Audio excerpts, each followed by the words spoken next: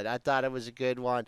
Fitbit here had a nice rally. I don't know if I mentioned that Barron said that it might be M&A fodder for Samsung or M&A fodder. yeah, that's what it said. That's what it said. Good morning. Good morning. We have Nic Just in Chahine. time, Nick, to save the show Yeah, because we it's kind really of. going downhill here right now. What's going on, Yeah.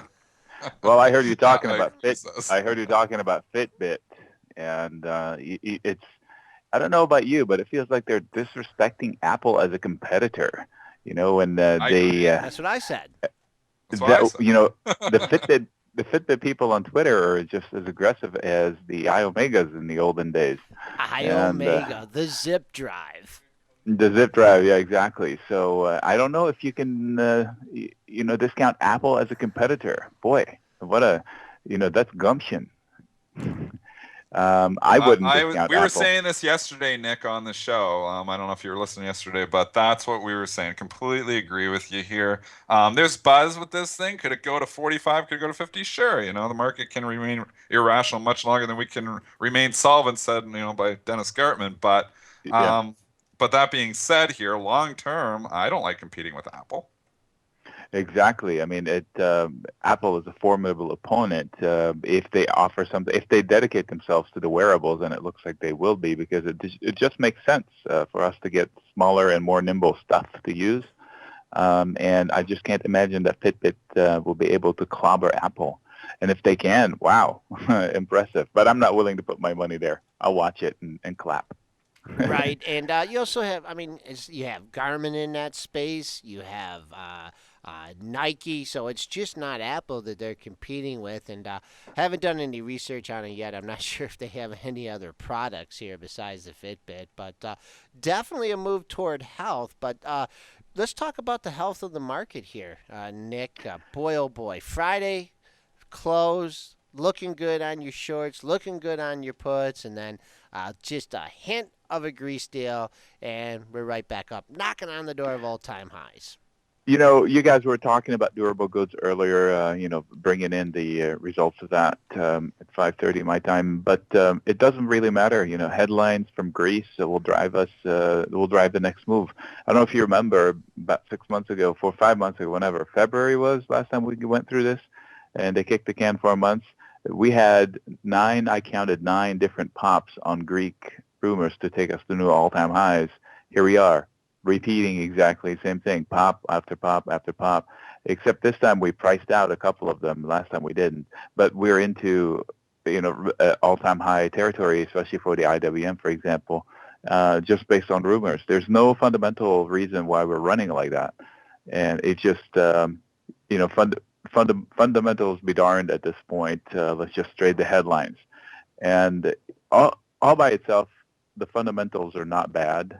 They don't cause they're not a cause for a disaster. I don't expect an imminent disaster, but I do accept a creep up, not just big lunges one way or another based on headlines, which makes trading really more of a guessing game than an actual investment. It takes away from the homework. I mean, you guys do homework before you invest. A lot of the listeners do homework before they invest, and then a headline comes out and then ruins the homework. Nick, speaking of impending disasters or disasters that are happening here right now, we were talking about BlackBerry earnings here this morning, and since we've been talking about it, it was up at 9.95. We mentioned about 20 minutes ago. It's now given back the majority of its gains. It's trading down at 9.49 here. Is this a stock you trade at all? And this is just incredible. Every time this thing pops, it can't even hold the pop before the market opens. It's already trading back down and giving it I, back. I tried to trade it when it first tried to reach 10. I think there was buyout rumors not a while back, and then it went back to 7 or 8 or something like that. But then I thought to myself, I mean, this is the equivalent of a bank account that's somewhat healthy because of the assets they hold, whatever IP, intellectual property that they hold, and it's dwindling, right? Intellectual property has a shelf life, in my opinion, especially when you talk about technology companies. After a Great while, point. it'll be useless. Yeah. So how long are we going to be buying that intellectual property idea?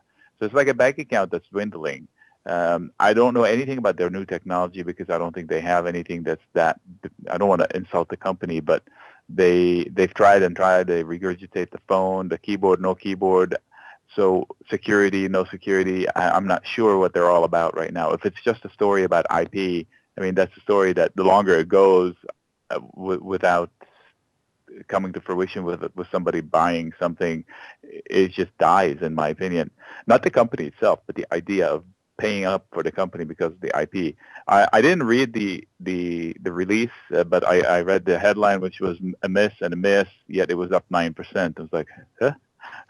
They had a deal with Cisco. There was some licensing agreement. They also talked about sustainable profitability in 2016. So the commentary was pretty good, but I think you're right. I think they're starting to look at this and say, whoa, we were just buying this thing up at 1020, 945 here. I don't know. There's just so much overhead supply in this thing too. So I'm looking at the last 12 months, and it ping-pongs big time, between 9 and 11, 9 and 11. So if you're one of those people that can time markets like that, then yeah, you buy calls when it's 9, and you buy puts when it's at 11. I guess that's how you play it. I mean, fundamentally, I don't have any reason to buy it on fundamental basis. It's just a matter of being able to play the seesaw that I'm looking at here. Nick, what about the biotechs here? And it's been a while since we talked about the biotechs. The IBB has now made new all-time highs here again. So it's back from its March highs when it topped out way up at 374 and gave back a lot of those gains. Biogen obviously was one that hasn't quite come back all the way, but it has been marching back. But when you look at, there's a lot of other biotechs here that are making new all-time highs here. Led by Gilead, it seems to make a new all-time high almost every day here. What are your thoughts overall on the biotechs? They are in beast mode, and for me, they are too high to chase and too hot to short, so I can't play them. The IBB is really hard to trade for some reason. I can't get a decent quote out of it, but they are in breakout mode, especially you mentioned Gilead.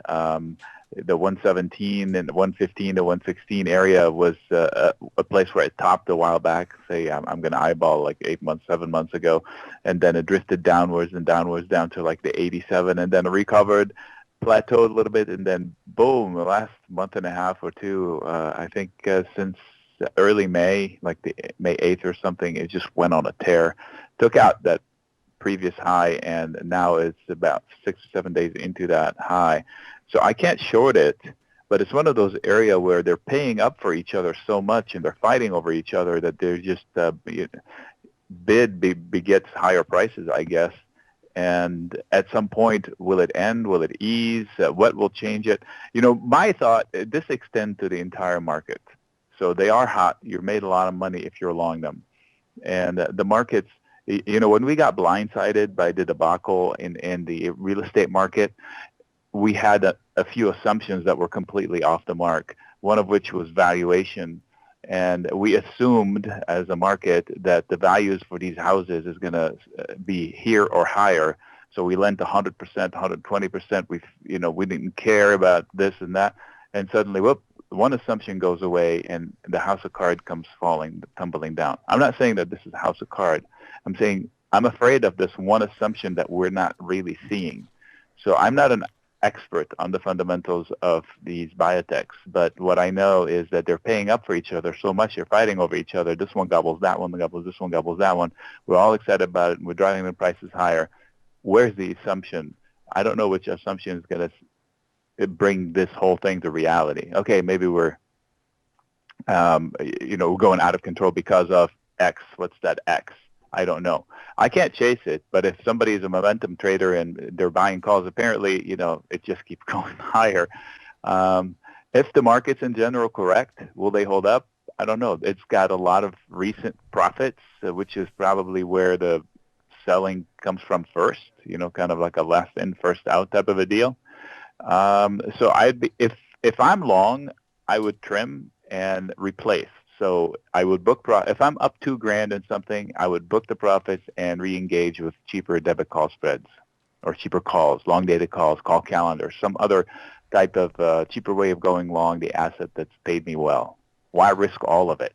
Right. We're on the line with Nic Chahine. He's an option expert. He joins the show every Tuesday to discuss the weekly options outlook. He's also a Marketfy Maven and author of Create Income with Option Spreads. Nick, I was just going to ask you about that IBB because when I saw this long consolidation pattern here, I was thinking of putting a strangle on because you had all those highs at the 368 level, all the lows near the 360 level. And I looked at the spreads in the options, and I don't even if I would have put a strangle on with the premiums I would have had to pay up. I don't even You're know if still lost. I just don't know if I'd still be making money. I mean, did you? I couldn't get a quote. I mean, it was Yeah, so weird. If you wanted to put a spread on, you can't really structure it because you're seeing numbers that are not going to be there. You can open the order, it won't fill. So it's just that's why it's hard. You either have to find a different ETF or something that simulates that, or just jump in one of them, which is pretty dangerous. right. That's why I avoid it. See, what I do, you guys know that, and gals, it's credit spreads. And the enemy of a credit spread is a headline. Because the way I make money is you give me a set of circumstances, and with fundamentals, I can draw a scenario around it and say, okay, this is a safe range where I'm going to sell lottery tickets to these people that are hoping this way or that way. Well, headlines is the killer of that.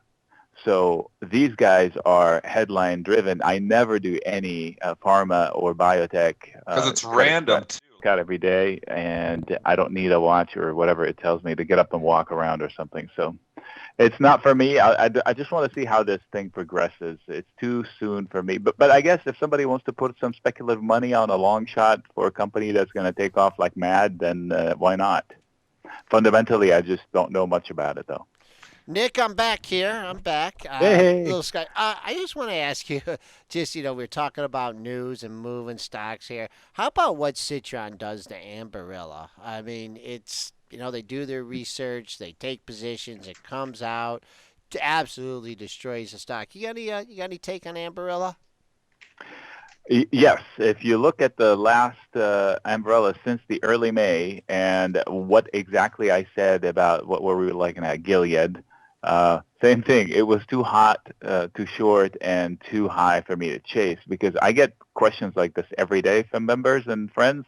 Hey, what do you think about this? Because they follow breakout stories, and I will have the same answer for every one of them. I'm willing to miss the continuation of this breakout because I assume that if I buy into it now, I'd be buying somebody else's profit. So in this case, it lasted a couple of months almost, and then somebody pulled the rug, and now people are trying to catch the falling knife. I don't know much about the company. All I know is that it went the classic, too far, too fast, from May until the 125 level, and it had a red candle and then it gaps down on a bad note. And now people, experts like you mentioned Kramer, and while you were gone, Dennis and I mentioned the fact that also John Nigerian bought it because of that fact. Oh my gosh, it's a big rug pull.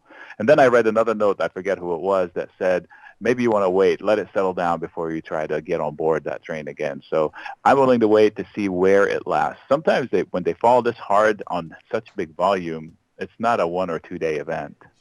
I just want to see what happened in the next couple of days. Okay, we have been on the line with Nic Chahine. He's an options expert. He joins the show every Tuesday to discuss this week's option outlook.